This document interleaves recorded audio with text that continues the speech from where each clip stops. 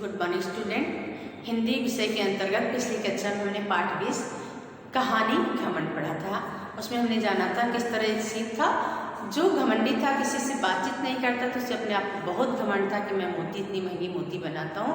दुनिया में और सारे कीड़े हैं जो कुछ करते हुए, जैसे रेशम का कीड़ा, लेकिन मेरे जितने महंगे वो नहीं बिकते हैं। उसको इस बात पर बहुत घमंड था।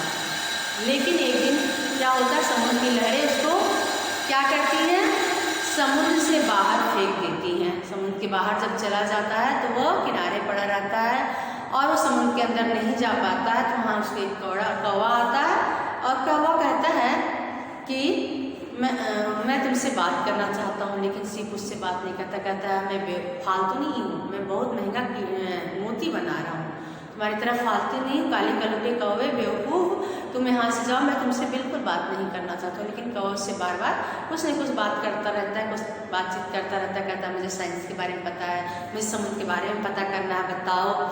लेकिन कीड़ा उससे बात नहीं करता। उससे कहता है, एक दिन उसको चैलेंज कर देता है लास्ट में बातचीत करते करते कि तुम्हें इतना ही अपने आप पे घमंड है, अपने आप को सयाना समझते हो, तो तुम अपने आप दरवाज़ा खोलो। उसको दरवाज़ा नहीं खोलता, उससे बातचीत करने के लिए अपने आप ही दरवाज़ा खोल लेता है। और उसकी इस बात पे कौवा को बहुत गुस्सा आता है। कहता ठीक है, चलो अब जो कुछ होगा उसमें तुम्हारा दोष होगा, मेरा नहीं। उसको चोंच में दबाता है और आकाश में बहुत ऊंचा उड़ता है, ले जाके चट्टान के ऊपर से गिरा देता है, जो चकना चूर हो जाता। और जल्दी से कौवा नीचे आके सीप के मोती को खा लेता, सीप के कीड़े को खा लेता है।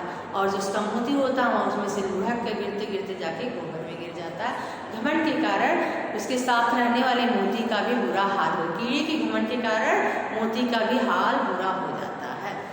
हमने शब्दार्थ पढ़ा था, नाज, अभिमान, जबरदस्त, बलवान, बावजूद, अतिरिक्त, बेबसी, मजबूरी, शैतान, दुष्ट, सयाना, चतुर, शान, गौरव, फाख्ता, पंडुप, दर्जा, श्रेणी, नफरत, घृणा, बेशक, निसंदेह, गड़ाप से, झट से, अंजाम, परिणाम। वर्षा की बूंदें, अब मौखिक प्रश्न है, वर्षा की बूंद सीप में गिरकर किस नक्षत्र में मोती बनती? स्वाति नक्षत्र होता है।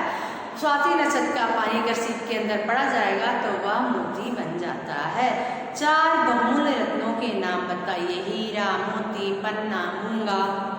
समुद्र का पानी पीने योग्य क्यों नहीं होता? क्योंकि वह खारा होता है। पूर्णिमा के चांद का समुद्र पर क्या प्रभाव पड़ता है? ज्वार भाटा आता है। अब जोड़कर लिखना है, सयानापन, अपनापन, पागलपन, दीवानापन, अकेलापन।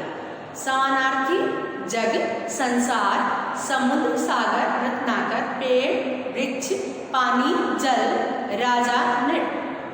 समझिए और लिखिए। विशेषण बनाइए। प्यार का प्यारा, आजाद का आज़ादी, घमंड का घमंडी, कीमत का कीमती, रेशम का रेशमी। बहुवचन बनाना, कौवा का कौवे, चीता का चीते नहीं लिखेंगे।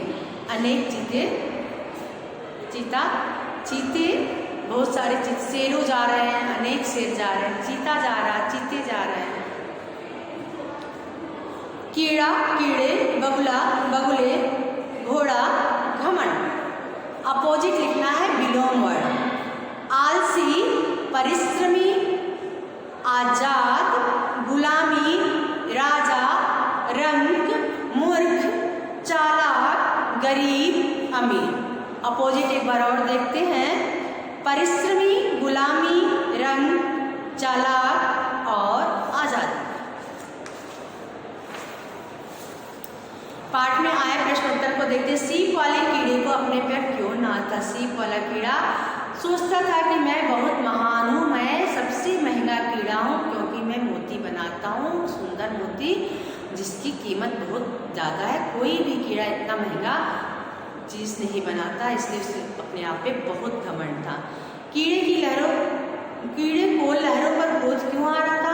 लहरें उसके पास आती थी, पानी उसको छूकर चला जाता था, लेकिन समुद्र के अंदर लहरें उसे लेकर नहीं जा रही थी, इसलिए कीड़े को लहरों पर क्रोध आ रहा था। कौवे को साइंस में दिलचस्पी क्यों थी? कौवे का घोंसला विश्वविद्यालय के छत पर था, वहाँ साइंस का लेक्चर वो सुनता था, इसलिए उसको साइंस में दिलचस्पी थी। कौवा समुद्र देवता के बारे में क्या पूछना चाहता है, समुद्र देवता के बारे में पूछना चाहता था तो वहाँ क्या क्या है, क्या वहाँ चिड़िया है, क्या वहाँ फाकता है, ये सब बारे में जानना चाहता था। क्रोध आने पर कौवा समुद्र क्रोध आने पर कौवे ने क्या किया, क्रोध आने पर कौवे ने सीप को चोंच पर दबाया और ऊंची बहुत आकाश में ऊंचे उड़ते उड़ते उसे कठोर चट्टानों पर ऊंचाई से गिरा दिया और जिससे मोती चकनाचूर हो गया और उसने मोती के कीड़े को खा लिया और मोती गोबर में जाकर गिर गया।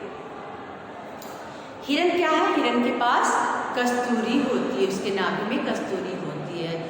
भेड़ क्या देती है, हमें ऊन देती है। सीप क्या देता है, मोती देता है। मधुमक्खी क्या देती है, शहद देती है।